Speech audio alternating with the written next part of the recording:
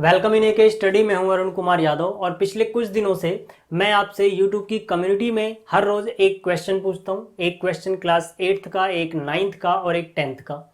लेकिन ज़्यादातर बच्चों ने जो जवाब दिए हैं, आंसर दिए हैं, वो गलत हैं। तो मैंने सोचा चलो यार एक बार सॉल्यूशन की वीडियो बनाते हैं। तो यहाँ पर ये क्लास 8 से जो मैंने क्वेश्चन पूछे थे, ठीक है, पोल की फॉर्म में, उनका सॉल्यूशन हम देखने वाले हैं। और ये क्वेश्चन पूछे गए थे 16 फरवरी से लेके 22 फरवरी तक।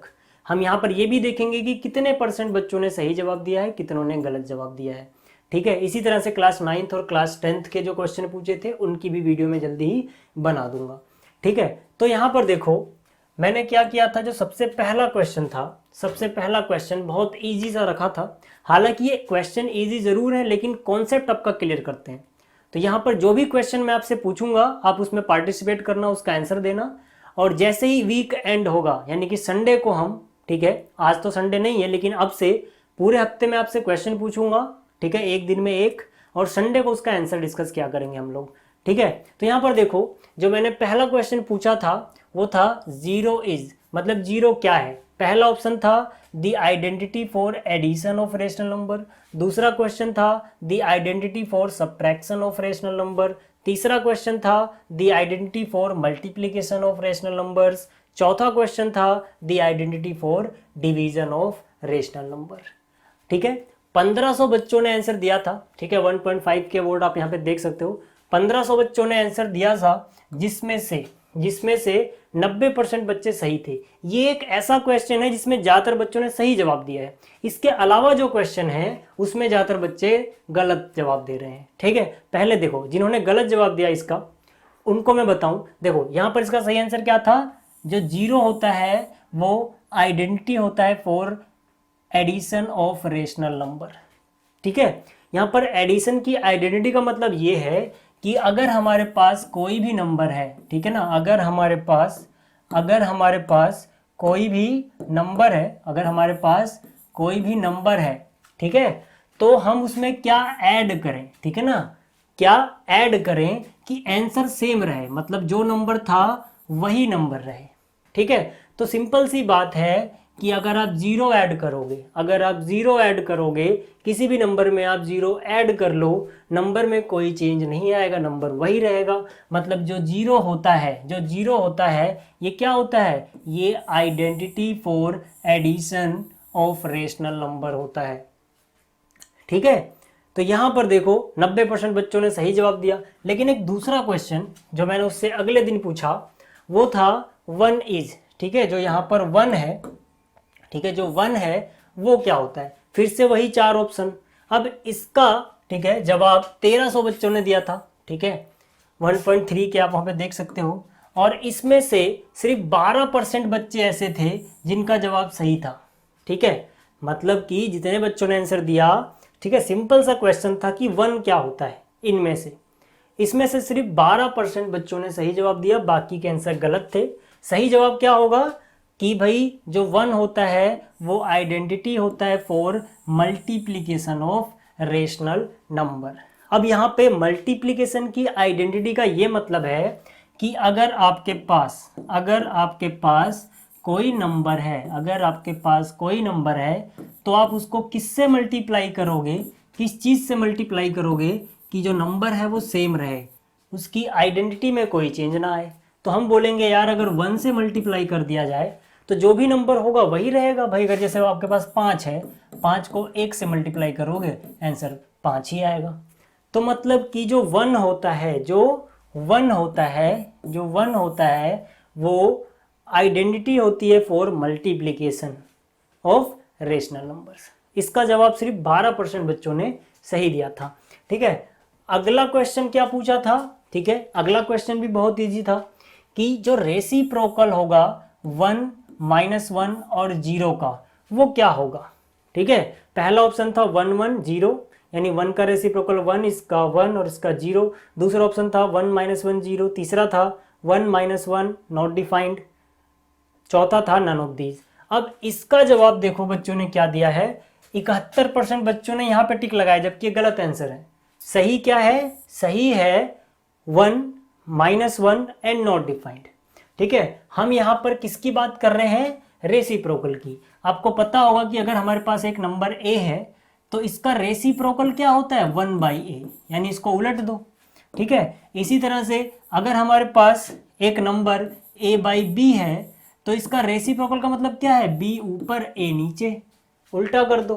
ठीक है, तो यहाँ पर मेरे पास रूल है कि नीचे जीरो नहीं आना चाहिए, डिनोमिनेटर में जीरो नहीं आना चाहिए। ठीक है ना, नंबर कौन कौन से थे 1, -1 और 0। देखो 1, -1 और क्या चीज 0। तो भाई 1 जो है, ठीक है ना, 1 को आप 1 ही लिखोगे, इसका उल्टा करोगे तो। क्यों? क्योंकि जो 1 है, ठीक है ना, जो 1 है इसको आप लिख सकते हो 1/1, इसका उल्टा करने पे भी ये 1/1 ही रहेगा, यानी कि आंसर 1 ही आएगा। तो जो 1 होता है उसका रेसिप्रोकल 1 होता है, पहला ऑप्शन 1 सही है। -1 होगा इसी तरह से, तो -1 का उल्टा भी वही रहेगा, यानी -1 ही आएगा, यानी कि -1 का रेसिप्रोकल -1 होता है। लेकिन अगर जीरो आ जाएगा, तो जीरो को आप 0/1 लिखोगे, ये तो ठीक है। इसका जो रेसिप्रोकल होगा 1 ऊपर जाएगा 0 नीचे, ये अनडिफाइंड हो जाएगा, ये डिफाइंड ही नहीं होता। डिवाइड बाई जीरो डिफाइंड नहीं होता, तो नॉट डिफाइंड आना चाहिए था। जीरो लास्ट में है, लास्ट में क्या लिखा है नॉट डिफाइंड। तो 1 का रेसिप्रोकल 1 ही होता है, -1 का रेसिप्रोकल -1 ही होता है, लेकिन 0 का डिफाइंड ही नहीं होता। ठीक है, तो सही आंसर था 1 का 1, -1 का -1 और 0 का नॉट डिफाइंड। ठीक है, इस पे आपको टिक करना था, लेकिन ज़्यादातर बच्चों ने कहाँ टिक कर दिया ऊपर, तो वो गलत हो गया। सिर्फ 17% बच्चे ऐसे थे जिन्होंने सही जवाब दिया। ठीक है, 1200 बच्चों ने वोट किया था। आगे चलते हैं, अगला क्वेश्चन क्या है। अगला क्वेश्चन है the height of rectangle in the histogram shows the, पहला विड्थ ऑफ द क्लास, दूसरा upper limit of the class, तीसरा लोअर लिमिट, चौथा फ्रीक्वेंसी। क्या मतलब है इसका ये मतलब है कि देखो, जब आप हिस्टोग्राम बनाते हो तो जो इसकी हाइट होती है, जैसे 50 तक गया, ठीक है, या 40 तक गया, तो इसकी हाइट क्या दिखाती है भाई, इसकी हाइट दिखाती है फ्रीक्वेंसी। तो सही जवाब क्या था, फ्रीक्वेंसी ऑफ द क्लास। ठीक है, लेकिन यहाँ पर अपर लिमिट लिख दी 82% बच्चों ने, ये भी गलत हो गया। सही जवाब क्या है, फ्रीक्वेंसी ऑफ द क्लास। सिर्फ 6% बच्चों ने सही आंसर दिया।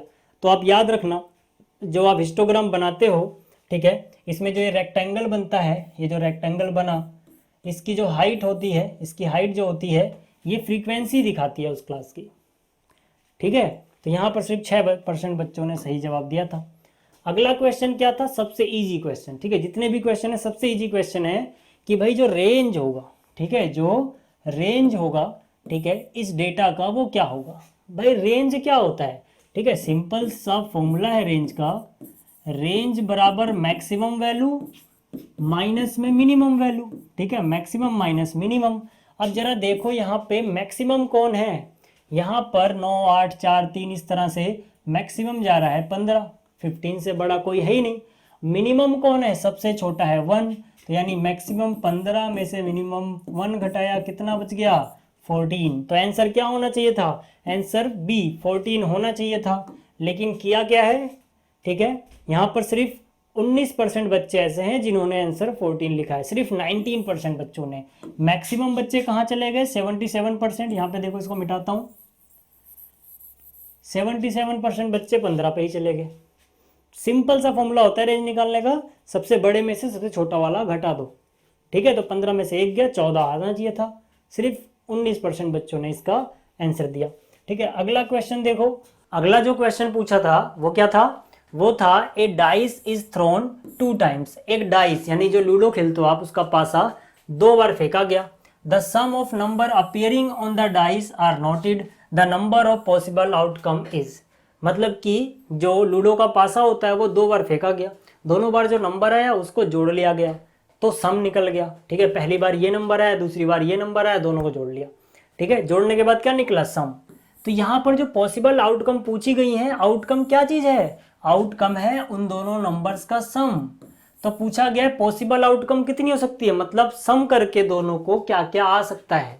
ठीक है, तो पहले तो देखो, जब आप फेंकोगे, ठीक है, जब आप फेंकोगे, ठीक है, जब आप पासा फेंक रहे हो तो क्या क्या आ सकता है। पहले पे 1 दूसरे पे 1, ठीक है। अगर पहले पे 1 दूसरे पे 1 आया तो सम क्या हो जाएगा इनका, सम क्या हो जाएगा, सम मतलब इन दोनों को जोड़ दो यार। तो 1 + 1 2, ठीक है। हो सकता है पहले पे 1 आया हो दूसरे पे 2 आया हो। जब 1 और 2 आएगा तो सम क्या हो सकता है, 2 + 1, भाई सम का मतलब दोनों को जोड़ना है। 2 + 1 3, पहले पे 1 आ जाए दूसरे पे 3 आ जाए, 1 + 3 कितना 4, पहले पे 1 आए दूसरे पे 4 आए, 1 + 4 कितना, सम हो गया 5, पहले पे 1 आए दूसरे पे 5 आए, 1 + 5 कितना हो गया सम 6, फिर 1 आए और 6 आए, कितना हो गया सम 7। ऐसे करते करते मैक्सिमम क्या आ सकता है, मैक्सिमम पहले पासे पे 6 आ सकता है, 6 से ज़्यादा तो नहीं होता ना लूडो के पासे में, और दूसरे पे भी मैक्सिमम 6 आ सकता है। तो 6 + 6 कितना 12, ठीक है। इससे पहले 6 5 आया होगा, 11 आया होगा, ठीक है। फिर 10 आ गया सम, ठीक है ना, सम की बात कर रहे हैं। 6 + 6 12, इसी तरह से 11 आएगा, 10 आएगा, 9 आएगा, 8 आएगा, मतलब ये सारी चीज़ें आ सकती है दोनों को जोड़ के ना। कभी 12 से बड़ा आएगा, भाई मैक्सिमम 6 है, तो 13 तो आ नहीं सकता, 13 के लिए 1 पे 6 1 पे 7 चाहिए, 7 होता ही नहीं है। तो मैक्सिमम 12 आएगा और कम से कम 1 1 यानी कि 1 + 1 2 आएगा। तो कितने लोग हो गए ये, 1 2 3 4 5 6 7 8 9 10 11, तो क्या आंसर आएगा इसका 11, ठीक है। तो कितने % बच्चों ने इसका सही जवाब दिया एक बार देखो, यहाँ पर सिर्फ 5% बच्चों ने सही जवाब दिया था 11, ठीक है। ये हो गया। अगला क्वेश्चन क्या था, अगला क्वेश्चन है the probability of getting multiple of 2 when a die is rolled. मतलब कि जब एक डाई को फेंकते हो, देखो जब एक डाई को फेंकते हो तो सैंपल स्पेस में क्या क्या सकता है, तो 1 आ सकता है, 2 आ सकता है, 3 आ सकता है, 4 आ सकता है, 5 आ सकता है या 6 आ सकता है। एक डाई की बात कर रहे हैं। यहाँ पर 2 का मल्टीपल कौन है, 2 का मल्टीपल का मतलब 2 के पहाड़े में जो आएगा, 2 के पहाड़े में 2 आएगा, 2 के पहाड़े में 4 आएगा और 2 के पहाड़े में 6 आएगा। तो इसकी प्रोबेबिलिटी कितनी हो गई कि भाई वो मल्टीपल है 2 का, मल्टीपल ऑफ 2। भाई टोटल आउटकम कितनी है 6, उसमें से 2 के कितने मल्टीपल हैं 3, तो कितना हो गया 3 1 जा 3, 3 2 जा 6, यानी कि 1/2। तो आंसर क्या आना चाहिए था, ऑप्शन सी 1/2।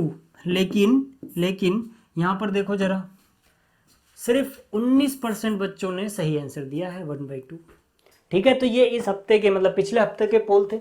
इस हफ्ते के जो पोल होंगे उनके सोल्यूशन की वीडियो भी मैं जल्दी ही बना दूंगा, ठीक है। आप लोग अपने आंसर देते रहो और जो गलतियां कर रहे हो उससे सीखते रहो, ठीक है। तो जल्दी मिलते हैं अगली वीडियो में। Thanks for watching.